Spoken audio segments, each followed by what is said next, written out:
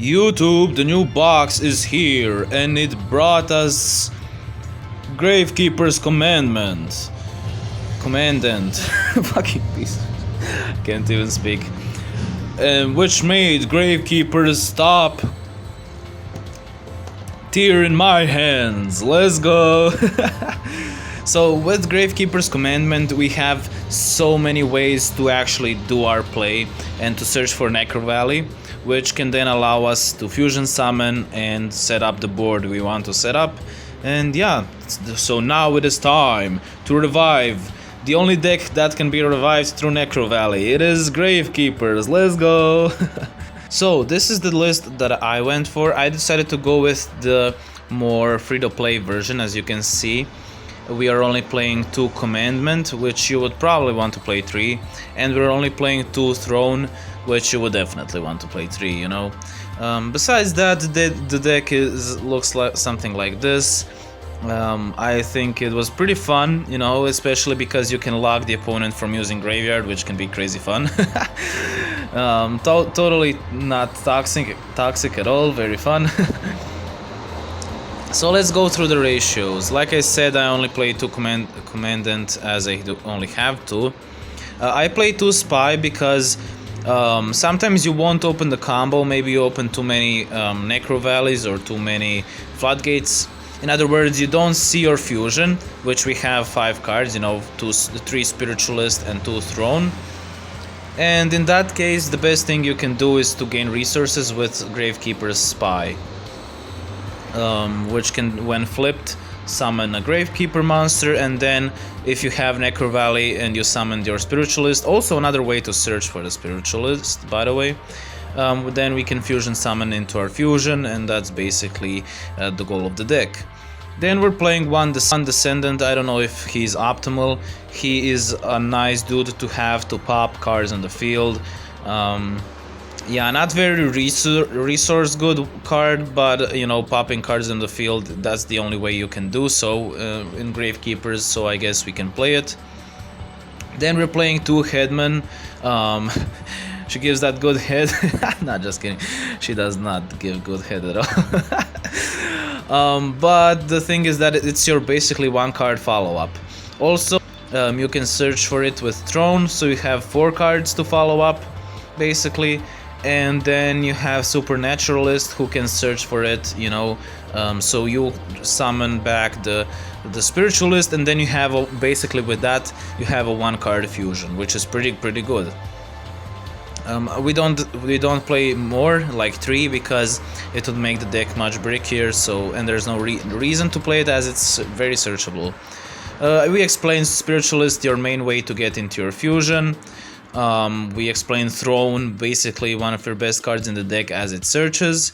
And with Throne, we now have a way to search for the Necro Valley. Well, before you wouldn't be able to search for the Necro Valley with the Throne, but now we can search for the Commandant, which can then, non-directly, you could say, search for the Necro Valley. Maybe 2 Necro Valley would be the way if we had the 3rd Commandant and the 3rd Throne. But right now 3 Necro Valley is pretty good, especially because MST and Cosmic exist, so you know, having more Necro Valleys in the deck is pretty nice. Then we're playing the random back row, you know, 5 back row. I think that's a good ratio. You can play Book of Moon. Maybe Book of Moon is actually even better than Floodgate. But Floodgate is basically the best trap in the game, so that's why I'm going with it. I'm also playing 2 Imperial Tombs of Necro Valley. It's a very situational card. Like, opening it with the fusion is amazing, but opening it without the fusion is terrible, you know. So that's the thing, that's the duality. So would you play 3? Maybe, I don't know. I just decided to go with 2 today, but yeah. In the extra deck we have the 3 fusion, maybe 2 fusion is enough. 3 is actually probably. Then we're playing the regular standard rank 4 Xyz in Dark Rebellion Xyz Dragon, and Malevolent Sin, which can then rank up into Corbage and to Gaia Charger.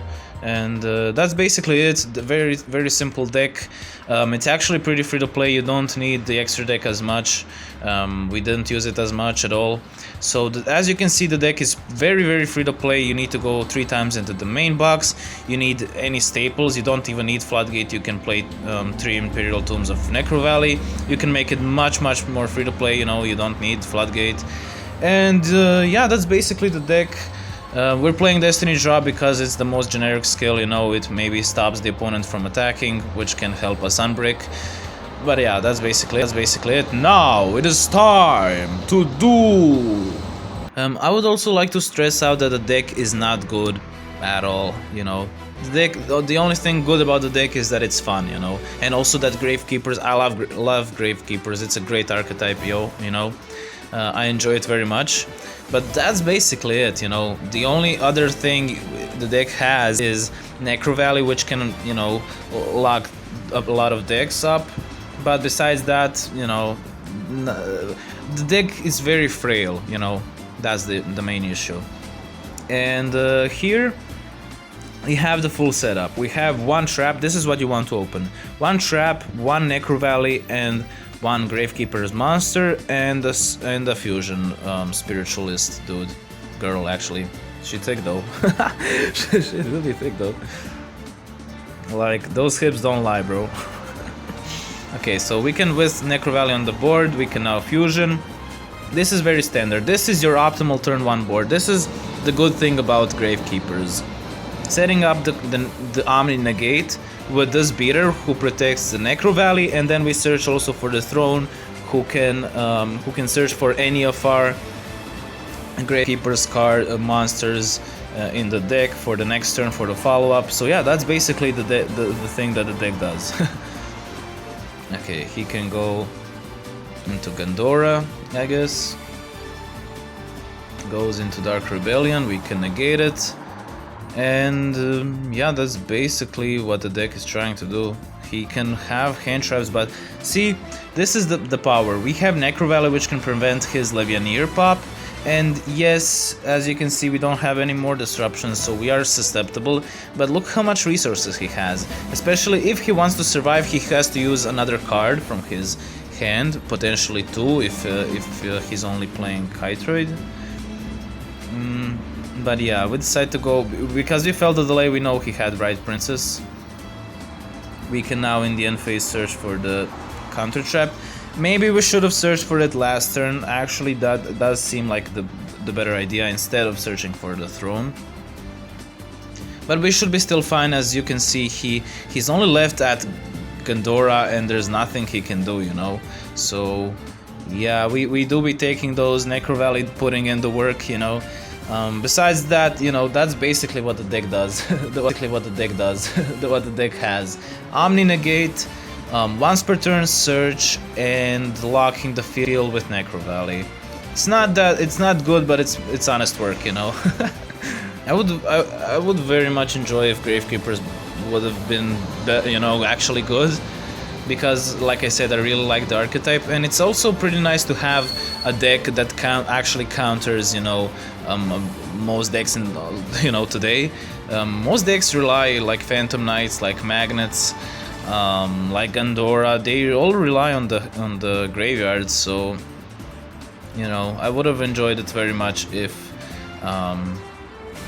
Gravekeepers were actually top tier. But yeah. Because we don't have the setup here, but like I said, the second best setup is Spy plus back row. Unfortunately, this is the bad thing, like I said, with the counter trap, is we can't really, you know, use it if we don't have a Gravekeeper's monster face up. So in other words, it's dead. It's dead. Okay, so it seems like we're playing against another Gandora, yeah. Okay, he can search for the Giga Rays. He's not playing optimally. Let's see, he has the gadgets. Okay, can go into the green gadget. Sure thing, bro.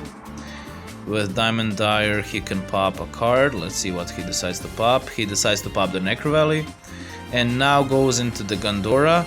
He uses up 2,000 of his life points, and this is the bad thing. This is the bad thing about Gandora. This is their weakness. They can be very frail, and they can very much, you know, lose advantage. You know, if they don't open the best, and he didn't open Levianeer here to, you know, OTK us basically. That's over, you know. It's a very frail deck, I would say. And we top deck Throne, and that's game basically, because we have 2000 damage. We search for the Spiritualist because it's the best card to follow up, but we have sure game because it does, you know. I just like doing, even though I have a sure game, I like doing the optimal play, and I think that you should follow that advice as well. Even if you see you have game, you want to see what is the best play still, because you want to train yourself to see the best plays all the time, you know. It doesn't matter you're winning or losing. You want to be, you know, you want to play as optimal as possible all the time, because it's great to train yourself, like I said.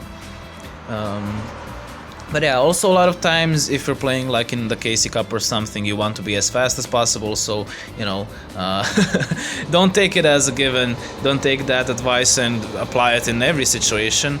A lot of times if you're playing on the ladder or your duels don't really matter, you can, you know, break that rule, basically. A lot of people playing Gandora lately, huh? I'm gonna be making a Gandora video, by the way. So stay tuned for that. You know, subscribe to the channel for more videos like this, and for, like I said, Gandora videos coming up. I have a lot of other decks that I haven't already, you know, that I haven't made videos. I'm trying to, you know, make videos about them as well. So this is the thing, we can also open a lot of very suboptimal hands, and going against Triamids with this optimal setup is gonna be... Thanks for speeding outside of my window. Okay. I can't even talk. Okay, so we can't even fusion summon here. That's the sad part, you know. We don't have even 2 monsters on turn, on the second turn, and he has the optimal setup. The only thing here that can save us is he misplays, basically. Especially as he has a third monster. This is basically GG. He just has to attack. You know, he just literally has to go to the battle phase, swing in, GG. His King Golem negates our effects, GG, you know. Good thing for us is he's actually trying to do random ass stuff. You know, he's actually trying to lose, it seems, here, so let's see. He can pop our back row, okay, destroy our monster. Unfortunately, we don't top deck the best. He still decides, even though he top decks the monster to actually OTK, he still decides to pop that back row and give us Destiny Draw, you know? Like, people on the ladder these days, god damn, they're bad, bro. So we can, with the follow-up, go into the fusion now. Also, we were pretty lucky to not get punished by the... he isn't playing the optimal version, so he doesn't even have the Sphinx. This is the scuffest duel I played today. And let's see. Okay, he can activate United We Stand. Nice. Nice, that's a classic. And at this point, we're just trying to get resources to OTK, you know, to finish him off. We even give him the Destiny Drop. Heart of the cards, guide me. He Destiny draws for back row. And at this point, I'm afraid to, you know, to start swinging, because we could have just popped his United We Stand and swing for game. But I'm kind of afraid of that back row, especially because he's playing a scuffed Yugi version of Triamids, so surely that's some bullshit. And he also plays United We Stand. You already know it's some battle trap or some shit that can make us lose. And especially we can't really risk it that much because we're at 300 life points. So we tribute our dude, and it was Lance. And if we swung with Lance, we would have, you know, we would lose. If we swung into the Lance. So yeah, good thing we decided to play around it. Now we can pop and swing for game. Of course, we did get carried here by the opponent, but we did also stop him from using the trap with our Necro Valley. So I guess it's a showcase of Gravekeepers Copium. Okay, let's see. Another Yami Yugi mirror match. That's a classic.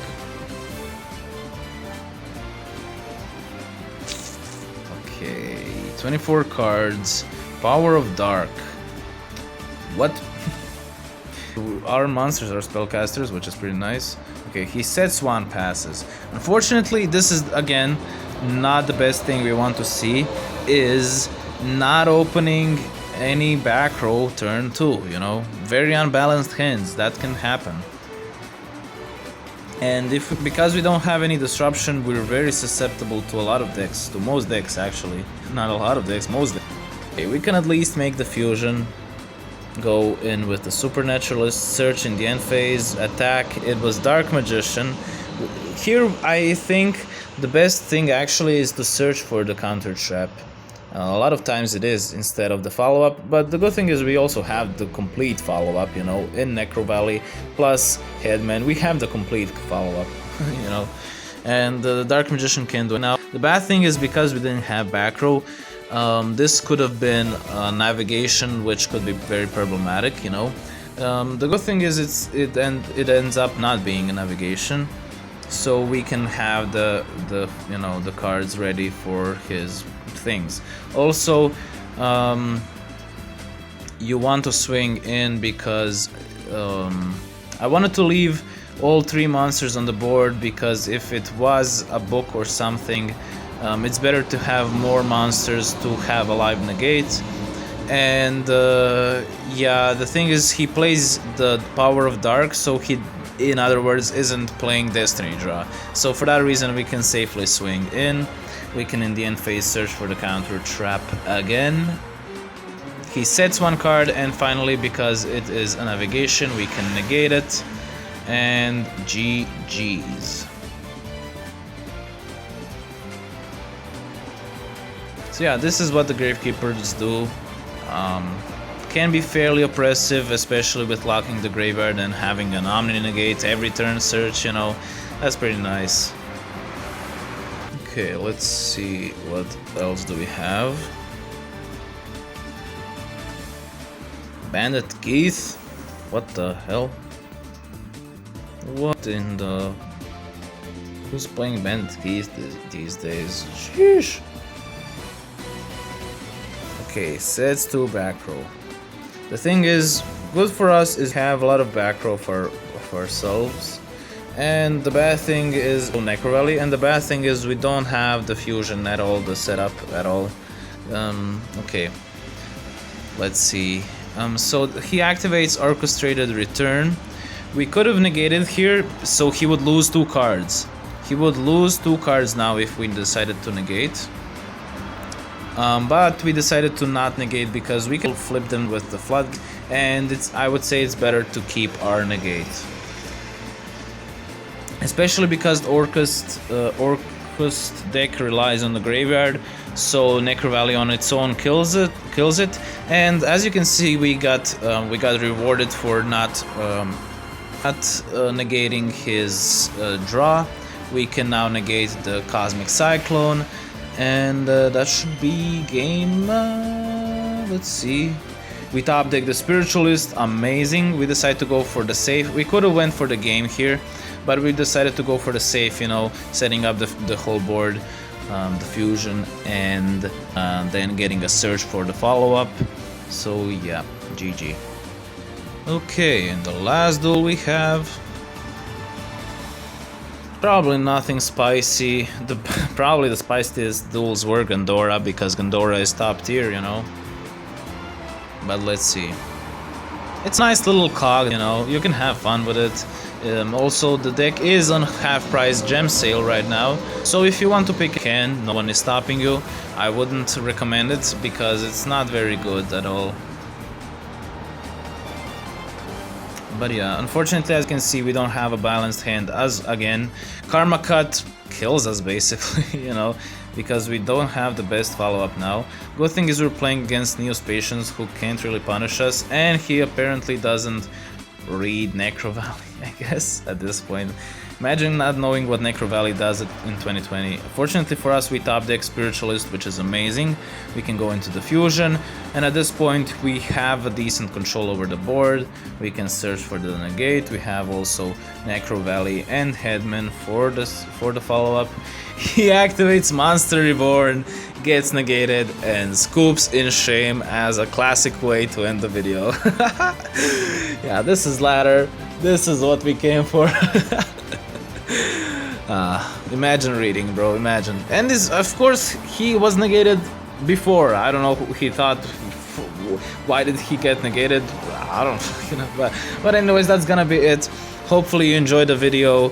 It was a very fun, little deck to play, especially because I got the cards. Otherwise, I would not be, getting the cards.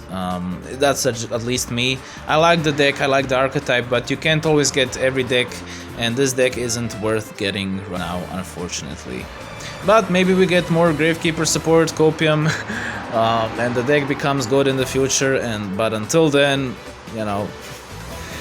But yeah, that's gonna be it. See you in the next one. Bye.